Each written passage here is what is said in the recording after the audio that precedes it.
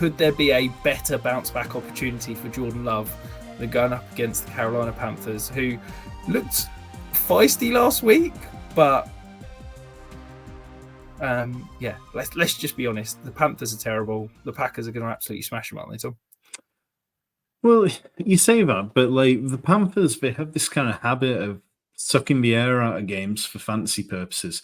So in terms of fantasy points allowed, they allow the fourth most to running backs. So that's something which anyone who's watched this channel knows. We've banged on and on about it this year. And they're particularly vulnerable. They give up a lot of rushing touchdowns. Nobody allows as many rushing touchdowns as they do. But they allow a league low fantasy points to the quarterback position. They rank 29th to wide receivers and 27th to tight ends. It's just they are not particularly vulnerable against any of those. In DVOA, they match up pretty well across the field. They don't rank well against wide receivers. Wide receiver ones, they rank 25th there. But then they're ninth best against wide receiver twos, second best against wide receiver threes. Pass catching running backs, they are the best team in the league against them. And part of that comes to game script, and we know that teams can just run on them and do what they want. But part of it comes from they just do have a few strengths that occasionally they play into. I think that I'd be completely fine starting Aaron Jones. Yes, last week he had 17 touches and he only managed 10.9 points. But this is like the nut matchup for that. Jaden Reed, he's had 18 targets in his last two games. If he plays, I would be playing him. I think Romeo Doubs has shown just really a lack of fantasy viability. You know, he's averaged 7.9 PPR points over his last 10 games. It's really, he's a decent NFL receiver, but he's not a good fantasy receiver. He's stopped getting open. His burst in and out of cuts is non-existent. The only way he's putting up fantasy points is basically boxing up defenders in the red zone. I don't know if he's got a niggle, if he's got an injury, but if you put on the tape, he can no longer separate, basically. Well, I mean, speaking of people who can't separate, well, let's just transition over to the Panthers side.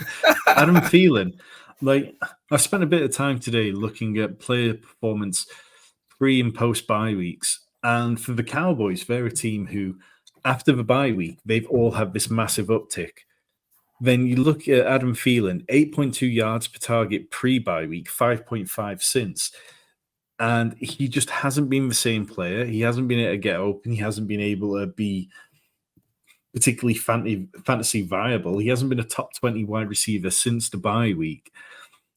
Meanwhile, Jonathan Mingo is a player who keeps getting targets, but he isn't startable because the Panthers, they just don't score passing touchdowns.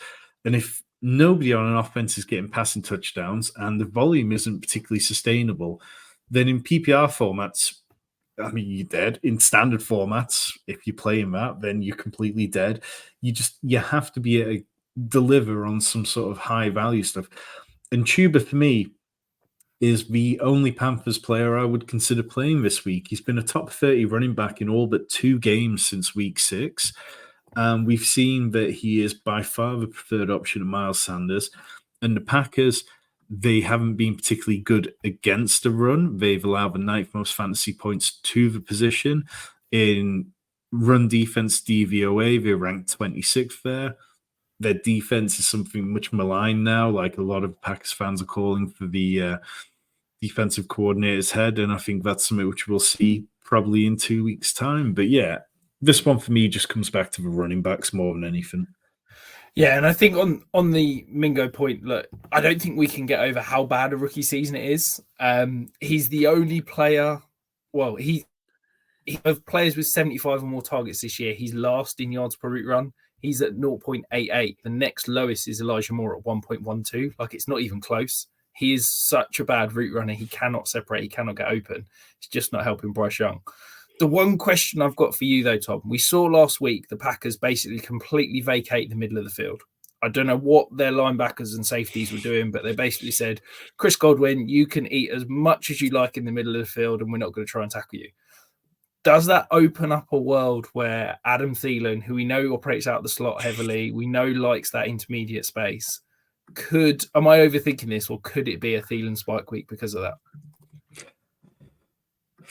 I think it's just tricky because you go back and early on in the season, you look at things, and Adam Thielen started the season with a 3-point game, then followed up with games of 20 points, 31, 15, 27, 28, 15. And then he hit the bye week and he's really struggled to deliver. Like he's had games of 15 points is like the absolute most he's had since the bye week. He's had 2 games of where he's had over 45 yards since the bye week. I just think that sorry, 3 games over 45 yards since the bye week. And I think he is just feeling his age, and I think he's really struggling with it. And even if he gets there in a PPR format this week, it might be a bit ugly. At 5,900, I could understand that kind of dart throw on DraftKings. You go back, it was only a few weeks ago you were talking about him as an 8K receiver on DraftKings. And I kind of get it, but I just don't think this game is going to put up enough points where I would want to play him in tournaments where we're seeking out that kind of real ceiling potential.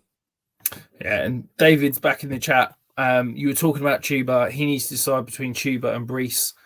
This is still Brees for me. Brees top 10, great matchup against Washington.